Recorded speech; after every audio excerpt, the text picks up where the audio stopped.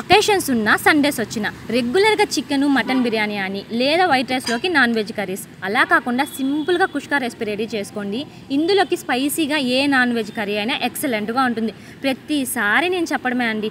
ఈసారి అలా కాకుండా ప్రాసెస్ చూసి మీరు చేసుకుని టేస్ట్ ఎలా వచ్చింది అనేది నాకు కామెంట్ చేయండి. ఫస్ట్ ప్యాన్లోకి గీ ఆయిల్ యాడ్ చేసుకోండి. అందులోకి బిర్యానీ స్పైసెస్ యాడ్ చేసుకొని కొంచెం ఫ్రై అయ్యాక ఇప్పుడు సన్నగా తరిగిన ఆనియన్ పచ్చిమిర్చిని యాడ్ చేసుకోండి. Onion light golden brown colour వచ్చేంత వరకు ఫ్రై చేసుకొని ఇప్పుడు ఫ్రెష్గా దంచుకున్న అల్లం వెల్లుల్లి పేస్ట్ని యాడ్ చేసుకోండి. అల్లం వెల్లుల్లి పేస్ట్ పచ్చివాసన పోయేంత వరకు బాగా మిక్స్ చేసుకోండి.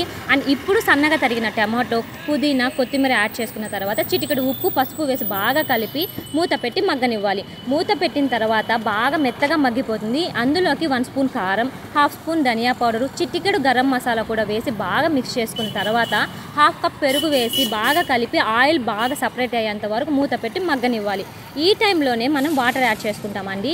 నేను 1 కప్ బాస్మతి రైస్ తీసుకున్నాను, అందుకోసం 2 కప్స్ ఆఫ్ వాటర్ని యాడ్ చేస్తున్నాను. అండ్ ఈ టైంలో మీరు సాల్ట్ చెక్ చేసుకొని నిమ్మరసం కూడా పిండుకోండి. అండ్ వాటర్ బాగా బాయిల్ అయ్యాక సోక్ చేసుకున్న బాస్మతి రైస్ని యాడ్ చేసుకోవాలి. నేను రైస్ వేసే క్లిప్ మిస్ అయ్యిందండి. మీరు రైస్ వేసిన తర్వాత హై ఫ్లేమ్లో ఒక 5 మినిట్స్ ఉంచి లైట్గా మిక్స్ చేసుకొని మళ్ళీ ఒక 20 మినిట్స్ సిమ్లో ఉంచి ఉడికించుకోవాలి. అంతే అండి, బాగా టేస్టీగా ఉండే కుష్కా రెడీ అయిపోతుంది. మీరు ఖచ్చితంగా ట్రై చేసి నాకు ఎలా ఉంది చెప్పడం మాత్రం మర్చిపోవద్దండి. ఓకేనా?